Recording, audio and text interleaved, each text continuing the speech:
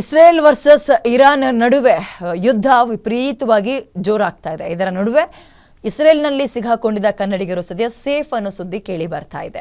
ಯುದ್ಧದ ಭೀಕರತೆ ಇದ್ರೂ ಕೂಡ ಹಾಸನದ 25 ಮಂದಿ ಸೇಫ್ ಆಗಿದ್ದಾರೆ. ರಿಶಿನೋ ಲಿಸಿಯೋದಿಂದ ವಿಡಿಯೋ ಕರೆ ಮೂಲಕ ಮಾತನಾಡಿದ್ದಾರೆ. ಇಸ್ರೇಲ್ನಲ್ಲಿರುವ ವಾಸ್ತವ ಚಿತ್ರಣವನ್ನ ಆಂಥೋನಿ ಮೇರಿ ಬಿಚ್ಚಿಟ್ಟಿದ್ದಾರೆ. ಅವರಲ್ಲಿ ಹೋಮ್ ನರ್ಸ್ ಆಗಿ ಕೆಲಸ ಮಾಡ್ಕೊಂಡಿದ್ರು ಆಂಥೋನಿ ಮೇರಿ ಅವರು. ಇಸ್ರೇಲ್ನಲ್ಲಿ ಆಸ್ಪತ್ರೆ, ಮನೆ ಎಲ್ಲ ಕಡೆ ಸುರಕ್ಷಿತವಾಗಿ ಬಂಕ್ ನಿರ್ಮಾಣ ಮಾಡಿದ್ದಾರೆ. ಮಿಸೈಲ್ ರಾಕೆಟ್ ಹಾರುವ ಮುನ್ನ ಜನರ ಮೊಬೈಲ್ಗೆ ಒಂದು ಮೆಸೇಜ್ ಬರುತ್ತೆ. ಮೆಸೇಜ್ ಬರ್ತಾ ಇದ್ದಂಗೆ ಬಂಕರನ್ನ ಜನ ಸೇರ್ಕೊಳ್ತಾ ಇದ್ದಾರೆ. ಸೊ ಆತಂಕ ಪಡಬೇಡಿ, ನಾವಿಲ್ಲಿ ಸೇಫ್ ಆಗಿದ್ದೀವಿ ಅಂತ ಹೇಳಿದ್ದಾರೆ.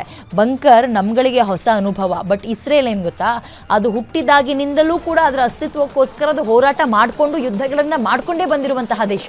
ಸೊ ಅವ್ರಿಗೆ ಈ ಯುದ್ಧ ಹೊಸದೇನೂ ಅಲ್ಲ.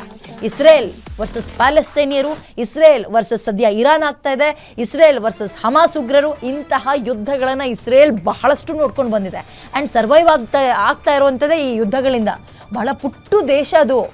ಹಾಗಾಗಿ ಈ ಬಂಕರ್ ಅನ್ನುವಂತಹ ಕಾನ್ಸೆಪ್ಟ್ ಇದೆಯಲ್ಲ, ಇಸ್ರೇಲ್ನಲ್ಲಿರೋರಿಗೆ ಮತ್ತು ಇಸ್ರೇಲ್ಗೆ ಈ ಕೆಲಸವನ್ನು ಅರಸ್ಕೊಂಡು ಹೋಗುವಂಥವ್ರಿಗೆಲ್ಲ ಹೊಸದಾಗಿರಲ್ಲ. ಆದರೂ ಕೂಡ ಇಲ್ಲಿರುವಂಥವರು ಭಯ ಪಟ್ಟಿರ್ತಾರೆ. ಹಾಗಾಗಿ ಅವ್ರು ಹೇಳ್ತಾ ಇದ್ದಾರೆ, ವಿ ಆರ್ ಸೇಫ್, ತಲೆ ಕೆಡಿಸ್ಕೊಳಕ್ಕೆ ಹೋಗ್ಬಿಡಿ, ಡೋಂಟ್ ವರಿ ಅಂತ. ಕೆಲಸದ ನಿಮಿತ್ತ ಇಸ್ರೇಲಲ್ಲಿ ಸುಮಾರು 2.5 ವರ್ಷದಿಂದ ಅಲ್ಲೇ ಕೆಲಸ ಮಾಡ್ತಿದ್ದಾರೆ.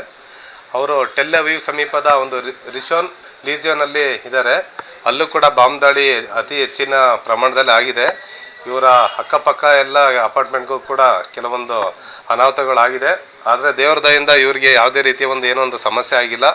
ಅಲ್ಲಿದು ಇಸ್ರೇಲ್ ಸರ್ಕಾರ ಏನಿದೆ, ಅಲ್ಲಿದು ಎಲ್ಲರಿಗೂ ಕೂಡ ಇಲ್ಲಿಂದ ಇಂಡಿಯಾದಿಂದ ಹೋದವರಾಗ್ಲಿ, ಬೇರೆ ದೇಶದಿಂದ ಹೋದವರಾಗ್ಲಿ. ಸರ್, ನಾನು ಇಲ್ಲಿ ರಿಶೋನಲ್ಲಿ ನಾನು ಒಬ್ಳೇ ಇರೋದು. ಇನ್ನ ಬೇರೆ ಪ್ಲೇಸ್ ಅಲ್ಲೆಲ್ಲ ಇದಾರೆ ಸರ್. ನಮ್ಮ ಹಾಸನವರು ಸ್ವಲ್ಪ ವಿಲೇಜ್ ಅಲ್ಲಿ ಇರೋರೆಲ್ಲ ಇದಾರೆ. ಒಂದು 25 ಜನ ತನಕ ಇದಾರೆ. ಎಲ್ಲ ಬೇರೆ ಬೇರೆ ಪ್ಲೇಸ್ ಅಲ್ಲಿ ಇದಾರೆ.